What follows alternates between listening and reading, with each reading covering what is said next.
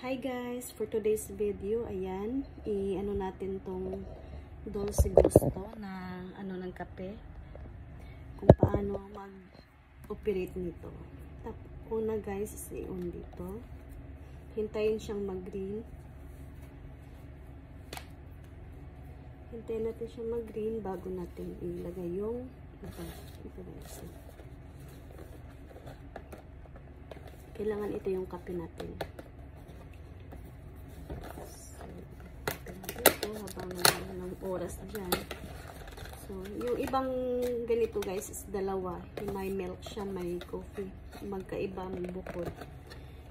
Para sa akin is ano sa oras na yan, nag-green na siya guys. Ilagay natin ito. Open natin to dito. Ganun lang siya. Open. Tapos, tanggalin to.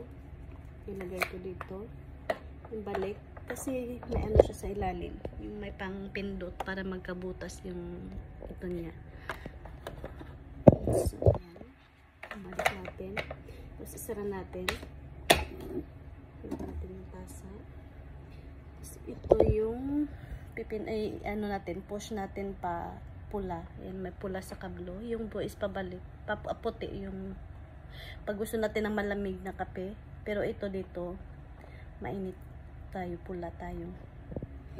Iyan na lang natin.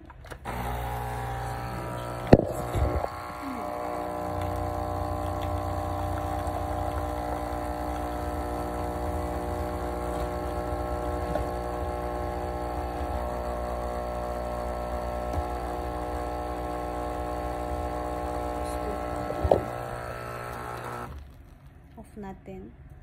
Siyempre, tanggalin uli natin yung ano guys. Huwag natin ibaba dyan kasi mangangamoy yung lagayan natin ng kape. Tapon natin to. Tapon natin to.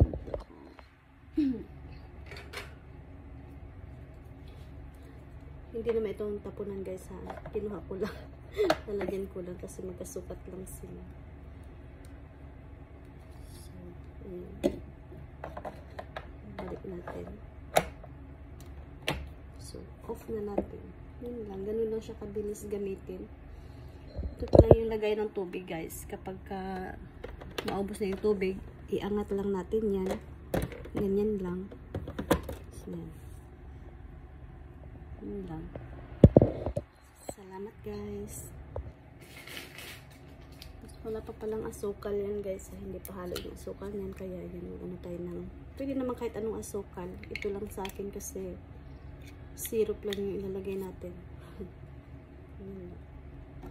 Isang syrup lang tayo para iwas sa ano na matamis, diabetic. Char.